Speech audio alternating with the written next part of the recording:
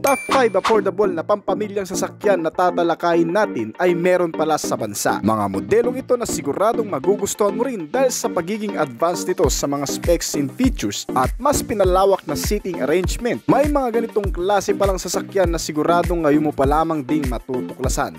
Pero bago pa man natin ipagpatuloy ito guys, kung bago ka pa lamang po dito sa akin channel, baka naman kaibigan pwede mo maklik yung subscribe button pati na ang notification bell para naman ma-update ka palagi sa mga video na gagawin ko pa. Alright, simulan na natin to!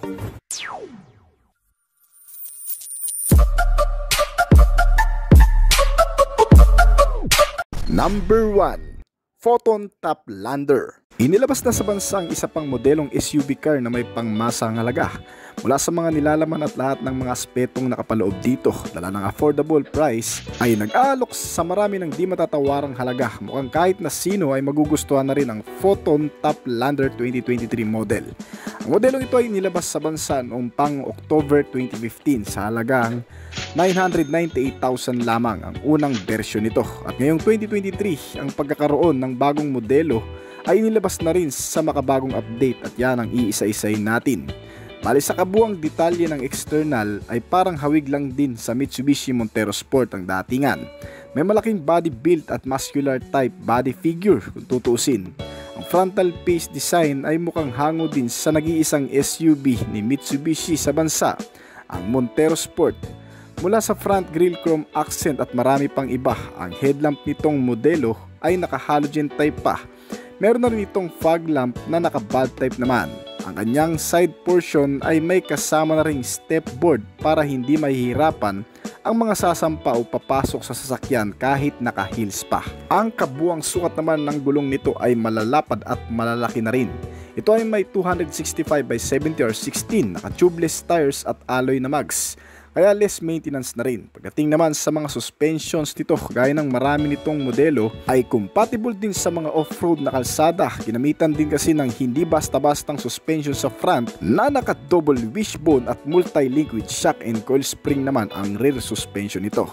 Ang mga braking system ay makakapit din dahil sa mga naka-disc type na rin mula sa harap at likod na braking system. Sa harap ay naka-ventilated at naka-ordinary type naman ang rear brake nito. Ang likurang bahagi naman itong modelo ay may pagka-class na rin. May mga tail lamp na naka-LED type na papagitaan ang rear chrome garnish na nagdadala sa pagiging elegante nito. May built-in rear spoiler na rin nga palang kasama at roof rack for another cargo carrier. Kaya kung gagamitin mo man sa malalayong lugar at mabubundok na kalsada o pang camping ay bagay lang din ito. Hindi rin ito mapag-iiwanan pagdating sa kabuuang detalye ng makina, na kung tutuusin ay mukhang tatalunin pa nga ang ilan sa mga brand competitor nito na ating mga nabanggit na. Itong Photon Toplander kasi ay pinapagana ng 2.8 liter diesel engine o 2,800 cubic centimeter na displacement capacity. Inline 4-cylinder, 16 valve at naka-dual overhead camshaft engine. Naka Euro 4 compliance na rin ang emission norm kaya hindi mausok.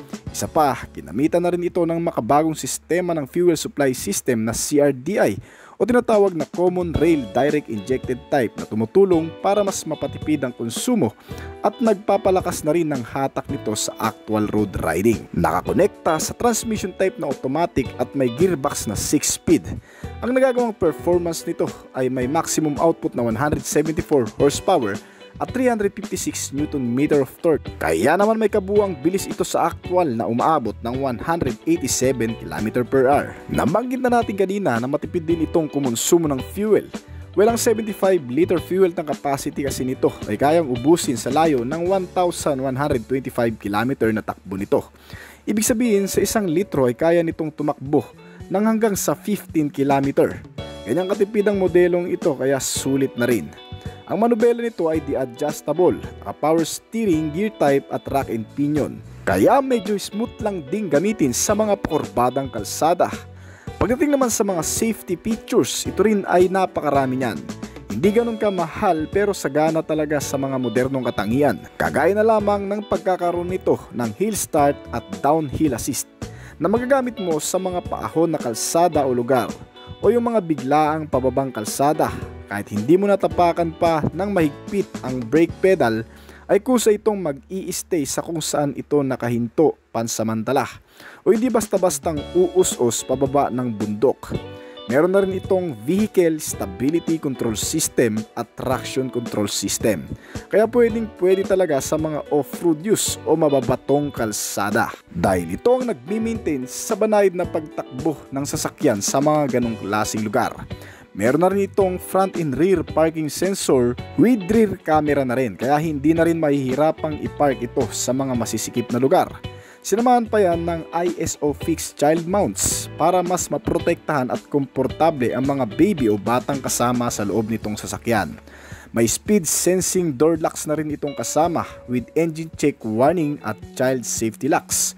At hindi pa yun, ito rin ay nilagyan ng ABS o anti-lock braking system. Nag-a-unlock sa maigpit na kapit ng brake kapag biglaan mo itong nagamit sa hindi inaasang pagkakataon, na sinusuportahan pa ng EBD o Electronic Brake Distributor. May mga kasama na rin itong driver and passenger airbags. Para mas kumpleto na ay nilagyan na rin ito ng mga seat belts sa kada upuan at may crash sensor. Ang front and side impact beams naman ito ay pumuprotekta naman sa mga occupants kung sakaling magkakaroon ng kolisyon o pagkabangga na magaganap, upang nang sa ganun ay maiwasan ang pagka-damage o mapuruhan ang mga nakasakay dito. Ang mga sistema na meron ito ay nakakapagpalakas na rin ng confidence sa mga taong gagamit nito, kahit sa mga first timer pa lamang. At meron na rin itong photon top lander na mga security features upang hindi rin basta-bastang makarnap o magalaw ng kahit na sino man. Sa pamamagitan ng central locking, power door lock, anti-theft device at engine immobilizer system ay mas pinapatibay ang seguridad nitong sasakyan kahit maipark mo man sa mga alanganing lugar. Yung tipong kahit hindi mo bantayan 24 hours ay hindi mawawala sa kung saan mo man ito iniwan. Bukod pa dyan, ang mas kukumpleto pa sa modelong ito ay ang mga entertainment and communication na magugustuhan naman din ng mga pasahero natin. Itong Photon kasi ay nilagyan na rin ng mga sistemang makakapagtanggal ng bagot, antok o kaya naman makakapag-aliw sa'yo habang nakasakay ka dito. Gaya na lamang ng 8 inches size monitor screen infotainment system na di Apple CarPlay at Android Auto. Meron din itong kasamang USB and auxiliary input at may Bluetooth connectivity. May FM and AM radio, may mga speakers sa front and rear at integrated 2-day-in audio.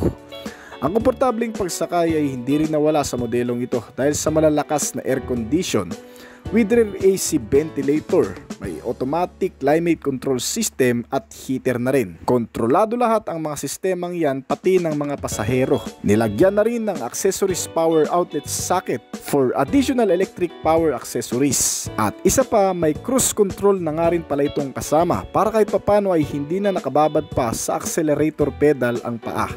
Kahit sa malayuang biyahe ay makaka-relax ka at hindi ka mangangalay. Ang komportableng seats din ito ang nagdadala sa pagiging convenient at kapaki-pakinabang nitong sasakyan. Naka-leather seat ang cover ng mga upuan, foldable at adjustable na rin. May mga headrest with center console armrest at center armrest sa rear portion. May mga bottle and cup holder na rin para sa mga nag-iinuman. Para kumpleto na talaga at wala ka nang hahanapin pa. Ang kabuang sukat naman itong modelo pagdating sa kanyang lapad, ito ay may sukat na 1,910mm. Ang haba naman ito ay nasa 4,830mm at may taas na 1,870mm. Ang ground clearance size nito ay umaabot ng 220mm at may bigat na 2,020kg. Kasyang-kasya ang 7 hanggang sa 8 tao depende sa sukat. At may extra rear compartment na pwedeng paglagyan ng mga gamit. May 5 pintuan mula sa harap at likod at 75 liter ang fuel tank capacity nito. Kaya malayo-layo na rin ang malalakbay mo niyan gamit itong Photon Top Lander 2023. Dito sa bansa ay may dalawang klaseng variant ito na inilabas mula sa standard na 4x2 automatic transmission at ang top variant naman na 4x2 EX automatic transmission. Ang kasalukuyang presyo nito ay umaabot lamang ng 1,388,000 pesos hanggang sa 1,488,000 pesos. Number 2. Toyota Avanza. Inilabas ng Toyota Motor Philippines ang kanilang pambatong modelo mula sa MPV car segment, ang Toyota Avanza 2023. Isang modelo na nagpapatunay na hindi lahat ng bagay ay naidadaan sa laki at lakas ng makina. Ang pagiging epektibo sa kalsada at sa mga tao makakagamit nito kundi sa pagiging practical, cost effectiveness at pagiging affordable package. Matagal na itong nandito sa bansa, wala pa man ang ilan sa mga kakumpetensya nito. Itong modelo ay nagpapasikat na sa kalsada na kadalasan ay ginagamit pang family service o partner sa panghanap buhay ng ilan nating mga kababayan. At ngayon sa bagong update nitong modelo ay makasisiguro ka na rin na hindi ka mapag-iiwanan pagdating sa makabagong katangiang nilalaman nito.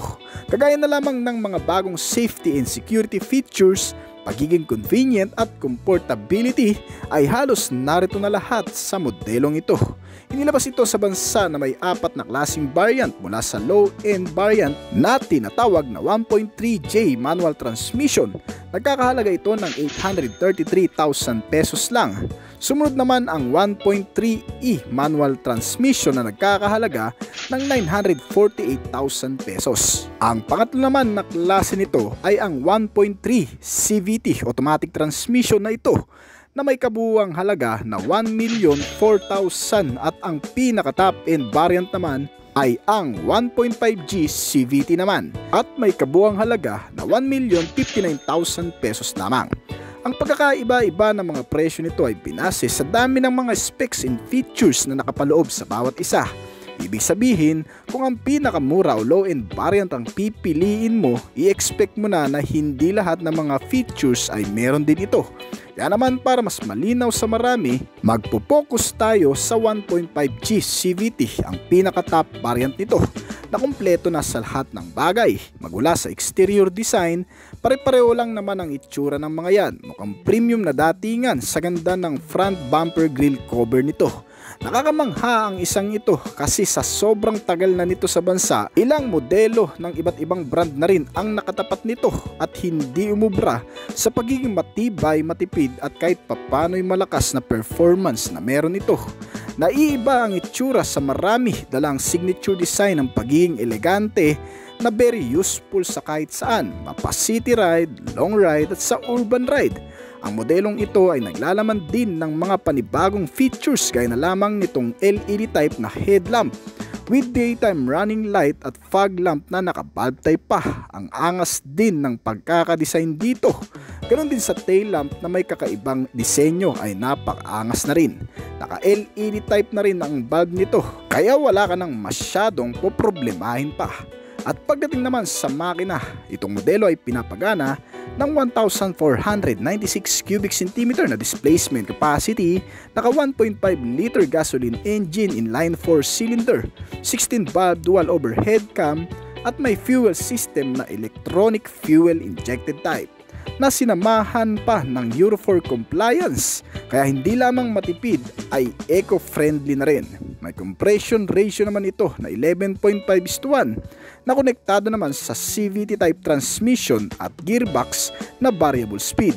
Ang naka front wheel drive na automatic transmission nito ay kaya ring mag-produce ng maximum output level na 105 horsepower sa kada 6,000 revolution per minute at 138 Nm of torque naman sa kada 4,200 revolution per minute.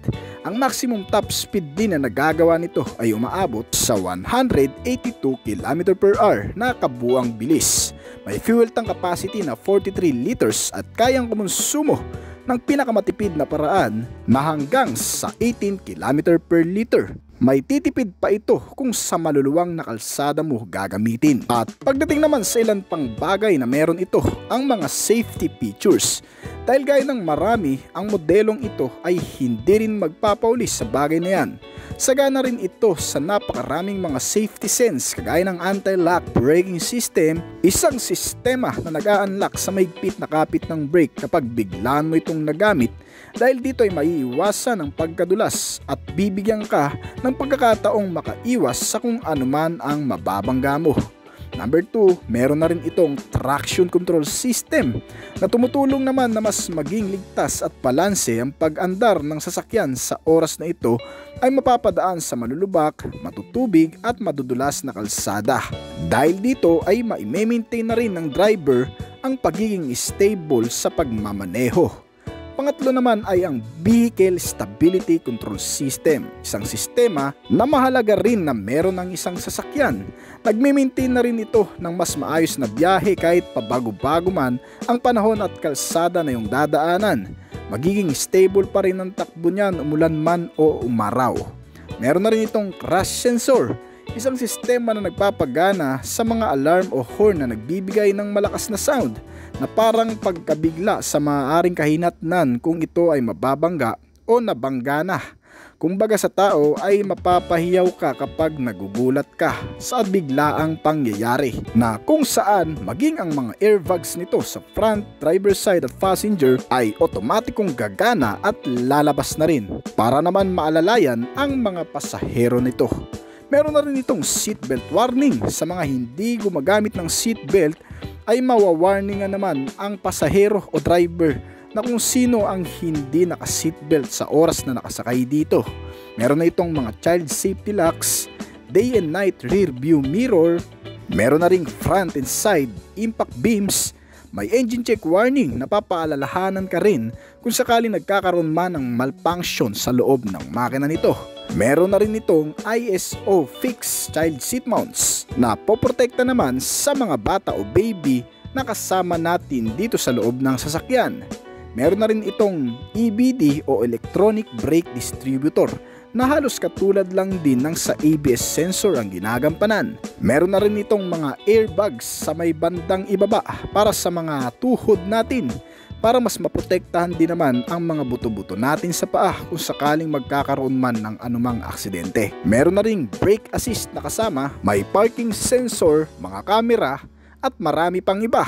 Isang bagay lang na kahit ikaw ay isang baguhan pa lamang magmaneho ng mga ganitong klaseng sasakyan ay mapapanatag ka na rin sa pang-araw-araw na pagsakay dahil sa mga safety features na talagang kahit papano'y mag-iingat din sa'yo sa pang-araw-araw na pagmamaneho. Pero ang pinaka-the best pa rin na safety features dyan para sa mga sasakay dito ay ang pagiging alerto at maging maingat sa kalsada. Alright. At syempre, bukod sa safety features, hindi rin naman makukumpleto yan kung wala naman ang security features nito. Nilagyan ng ilang mga bakabagong sistema na makatutulong naman na maging kampante ka sa pang-araw-araw sakaling ikaw ay walang sariling parking sa iyong bahay at iniiwan mo lamang ang iyong sasakyan sa labas na hindi ka sigurado kung ligtas sa maaaring magtangkang nakawin ito. Ang mga sistemang ito ang makatutulong sa bagay na yan para maging secured na rin. Kagaya na lamang nitong central locking. Ang central locking ay nakaposisyon sa iisang pintuan lamang sa driver side, na kung saan kahit sa isang pintuan na lamang ang mag-manage ng lock ng lahat ng pintuan nito ay otomatikong hindi na mabubuksan pa ang iba pang mga pintuan nito kapag na-activate na ang mismong central locking. May anti-theft device na rin ito para mas madaling malocate kung saan man ito dadalhin ng taong magmamaneho nito. At meron na rin itong engine immobilizer system, isang sistema sa ignition system na konektado sa makina nitong sasakyan at hindi rin basta-bastang mabubuksan kahit gamitan pa ng traditional way ng pagpapagana ng sasakyan. Sa mga tools na gagamitin o susungkitin ang ignition system para mapagana ay hindi rin uubra dahil dito sa engine immobilizer system na nakalagay na sa bagong sasakyan. Meron na rin itong power door locks na mas magpapatibay rin sa kapit at pagkakalak ng mga pintuan nito kahit gamitan man ng ano pang bagay na pwedeng magpabukas sa mga pintuan ay hindi rin gagana dahil dito sa power door locks. At ang panghuli ay ang anti-theft alarm, isang sistema na nag-iingay o biglang mag-a-alarm sa sasakyan kung sakaling masagi o galawin man ng kahit na sino itong sasakyan na nakalak sa mismong transmitter key nito. Kaya naman dito pa lamang ay mabubulabog na ang lahat ng makakarinig nito. Alright. At bukod pa dyan mga kaibigan, pagdating naman sa entertainment and communication, para naman hindi tayo bagutin o antukin sa napakahabang biyahe, nilagyan ng TV screen na may 8 inches at di touchscreen na rin. May Bluetooth connectivity na pwede mong i-connect ang iyong cellphone gadget dito mismo sa sistema nito at mga speakers sa front and rear para mas maganda ang audio sound sa loob ng sasakyan. May FM and AM radio na rin ito at USB and auxiliary input na kasama. The Apple CarPlay at Android Auto na rin. Napaka-komportable na rin ng iyong pagsakay dahil sa mga bagay na makikita mo sa loob nitong sasakyan. May mga bottle and cup holder sa front and rear portion nito. May engine start and stop button na rin itong kasama, pangaragdagan sa pagtitipid ng konsumo ng gasolina dahil otomatikong titigil ang buong makina nito kapag naka-stop sa traffic light. May mga power windows sa front and rear at meron na ring ilaw sa trunk lid nito o yung luggage compartment. Para naman kahit madilim ang kapaligiran ay makikita pa rin natin ang mga gamit na nakalagay dito. Meron na rin itong accessories power outlet sa front and rear with central console armrest. At keyless entry na rin ito, liban sa ilang variants na low-end pa dito. At itong instrument panel ay napaka-informative na rin. Highlighted ang mga notification at indicator na lumalabas dito. Gaya na lamang ng low fuel warning light, may digital odometer, electronic multi-trip meter, digital clock, tachometer, door ajar warning, engine check warning at marami pang iba. Pagdating naman sa interior, makikita ang adjustable seats at adjustable headrest para mas maging relax din naman ang pagkakaupo.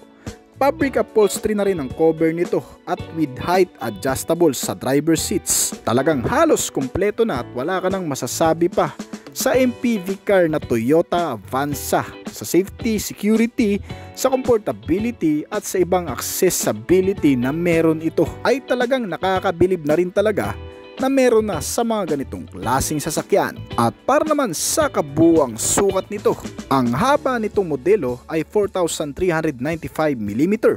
Ang buong lapad naman ay 1,730mm. May kabuuang taas naman ito na 1,665mm. At wheelbase size na 2,750mm. Ang ground clearance naman ito ay nasa 180mm. Kaya kahit sa matutubig o malulubak mo man na kalsada ito maidaan, ay kayang-kaya lang din nitong sasakyan. May kabuuang bigat na 1,090kg at turning radius kung sakaling ikaw ay mag-U-turn ay umaabot lamang ng 4.9 meters. Ang nasasakop na espasyo sa kalsada nito. Itong Toyota Avanza na update model nito ay available na sa bansa noong nakaraang taon pa sa halagang 833,000 pesos mula sa pinakamababang presyo nito at hanggang sa pinakamataas na nagkakahalaga lamang din ng 1,059,000 pesos dito sa bansa. Number 3, ang BAIC MZ45. Ang modelong ito ay isang klase ng minivan na kung saan sa hugis at pormahan pa lang ay makikitaan mo na ng napakaraming katangian. Hindi mo akalaing mumurahin lang dahil ang attire at itsura nito ay mukhang mamahalin na rin kung titingnan at naiawig lang din ang itsura nito sa Suzuki APV. Pero 11-seater at mas malaki ang kapasidad nito kumpara sa APV. I-reveal na natin to ang BAIC FZ40 at 45. Isang MPV car na klase ng sasakyan na mapapakinabangan mo rin sa pang-araw-araw na gamit. Gawang BAIC Motor Car Company. Kung pamilyar ka sa brand na to, malamang ay kilala mo na rin ang modelong ito. Inilabas ito sa bansa mahigit 7 taon na ang nakakalipas kasabayan ng pamamayagpag noon ng Suzuki APV minivan segment with 7 to 8 seating capacity at iba pang mga MPV car. Ang modelong ito gaya ng marami ay magagamit mo rin hindi lamang service sa pang-araw-araw at pamamasyal kasama ng pamilya.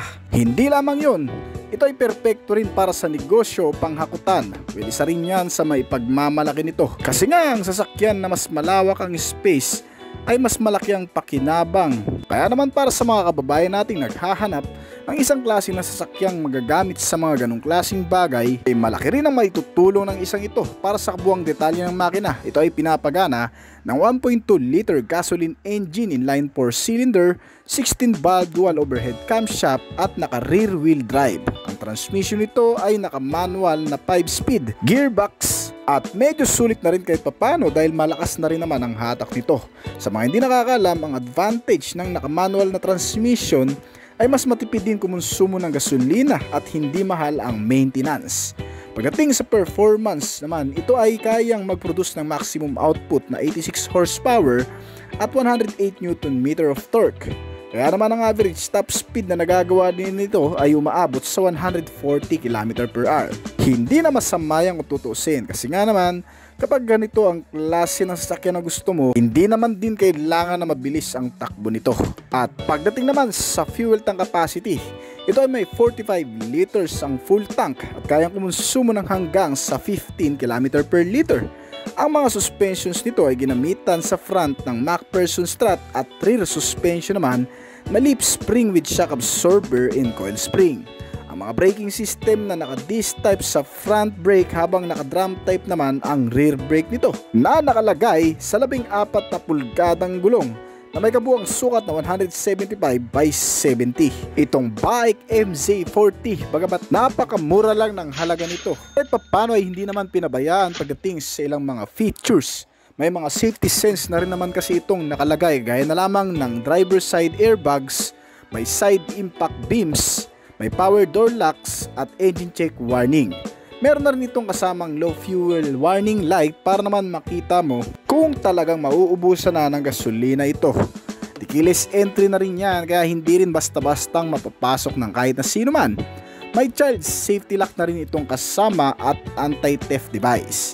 May engine immobilizer at parking sensor. At hindi rin nawawala sa modelong ito ang crash sensor. Ang mga ilaw naman nito mula sa headlamp na naka-halogen type, sinama ng mga turn signal lamps with tail lamp na naka-bulb type naman. Medyo visible na rin yan kahit papano sa gabi, kaya hindi na rin masyadong mamumroblema pa. Pagdating naman sa mga interior specs, may mga kasama na rin itong comfortable seats at the adjustable pa with headrest at naka-fabric upholstery ang cover dito. May napakalamig at napakagandang aircon system na rin ito with AC ventilator. May heater na kasama with console pocket at mga cup holder. Pagdating naman sa iba pang bagay gaya na lamang ng entertainment, meron na itong FM and AM radio with USB and auxiliary input kaya pwede ka na rin mag-charge dito.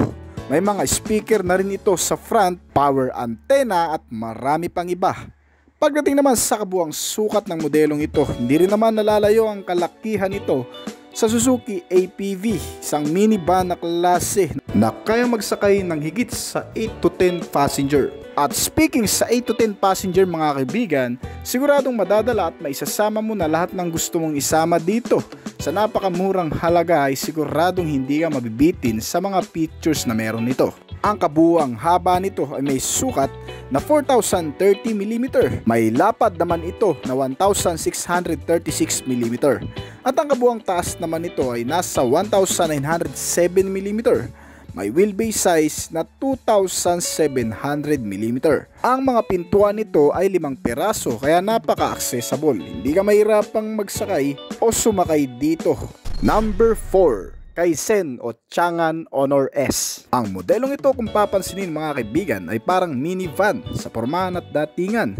Hindi mo akalaing mumurahin lang dahil sa angas din naman ng katangian. Bali, inilabas ito sa bansa noong 2019 pa, kasabay ng pagsibol ng kasikatan ng ilan sa mga multipurpose vehicle dito sa local market, gaya na lamang ng Mitsubishi Expander, Toyota Avanza at Suzuki Ertiga na ilan sa mga kakumpetensya nito pagdating sa pagiging MPV car category.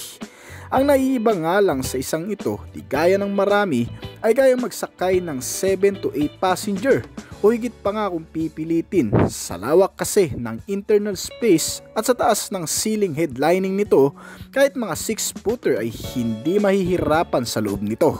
At isa pa mga kaibigan, dala rin ng modelong ito ang convenient at satisfying features na inaasahan ng marami sa atin, gaya ng pagiging safety at secured, mga komportableng upuan at libangan na mapapakinabangan sa mahabang biyahe. At tiyak na magugustuhan din ng marami dahil itong MPV car Honor S ay nagbibigay ng pag-asa sa mga taong gustong magkasasakyan sa murang halaga lang. Isang budget-friendly na pangpamilya at maaasahan sa pang-araw-araw na gamitan. Dala ng Kaizen Car Philippines, isang commercial vehicle segment ng Chinese car maker na Changan. Oops, teka, bago pa man natin husgahan yan na made in China, alamin mo muna kung kalait-lait nga ba talaga ang modelong ito, kasi baka ikagulat mo ang mga nilalaman nito. At konting background check lang mga kaibigan, ang Changan Manufacturer ay ang pinakamalaking paggawa ng sasakyan sa bansang China na naging co-maker at partner na rin ng ilan sa mga kilalang brand gaya ng Ford at Mazda. Kaya hindi rin basta-basta ang kumpanyang ito na nagdala ng isang 8-seater car sa bansa na Kaichen Honor S. Isang pampamilyang sasakyan na nagkakahalaga ng 515,000 to 585,000 pesos lamang. Kung tutuusin, sa kabuang presyo ng ilang MPV car sa bansa ay makakabili ka na talaga ng 2 piraso nito. Ngunit ano nga ba ang meron dito sa Honor S?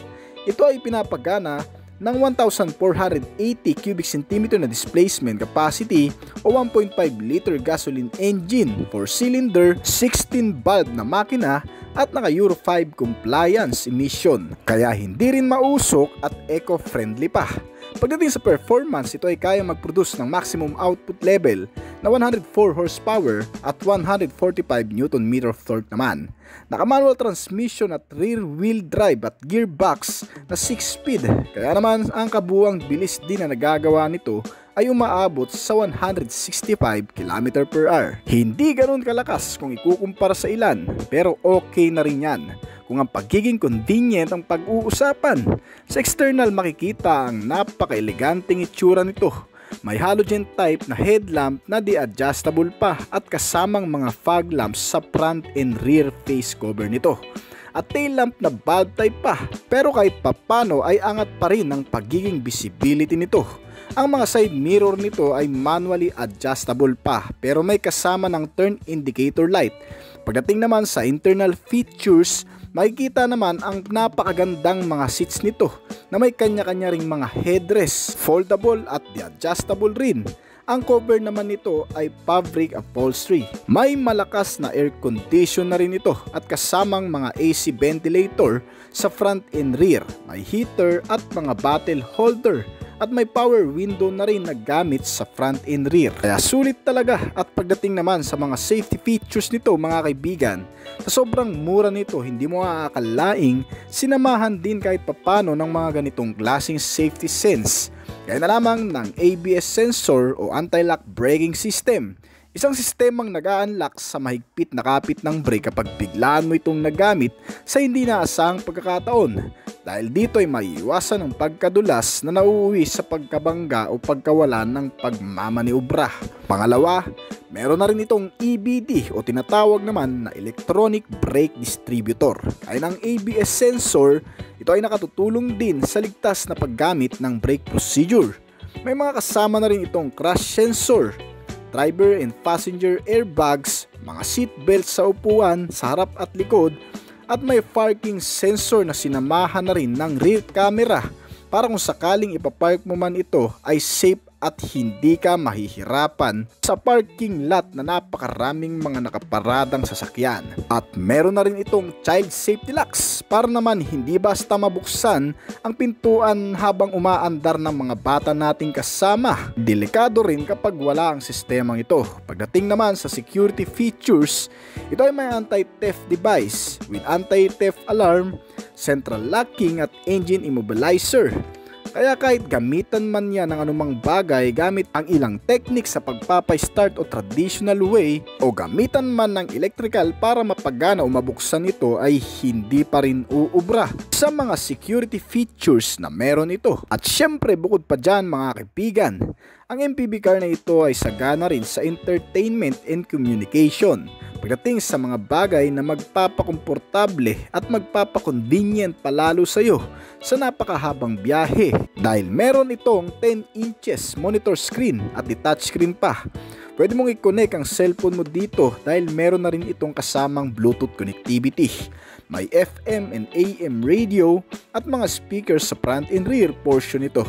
Kaya panigurado ang audio sound system ay maganda na rin. Ang steering type naman ito ay ginamitan ng electric power at steering gear type na rack and pinion. At pagdating naman sa mga suspensions, sa front ay ginamitan ng MacPherson strut na kadalasan ginagamit din sa mga mamahaling sasakyan.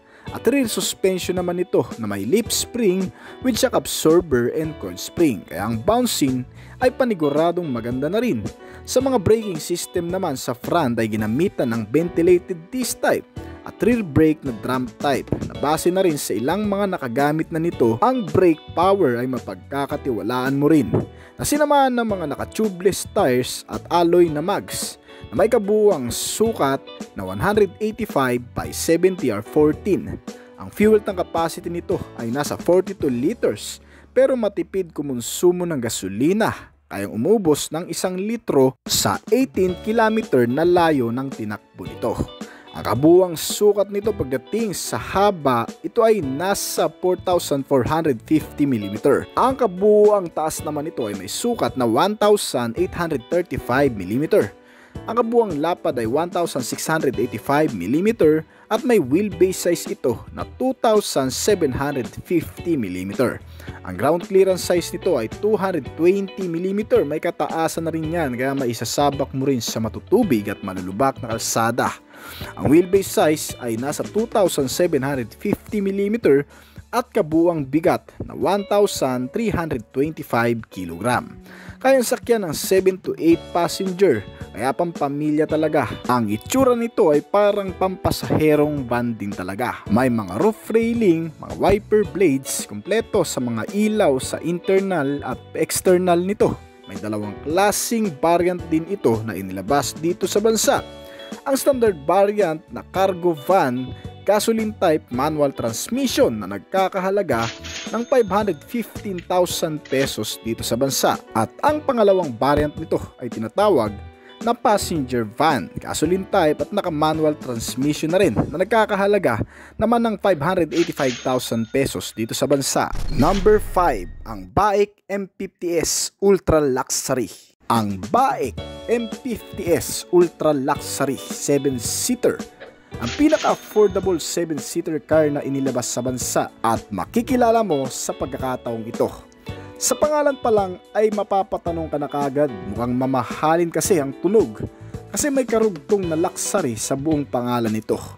Pero ang modelong ito ay napaka-affordable lang talaga at sulit na rin ang mga nilalaman.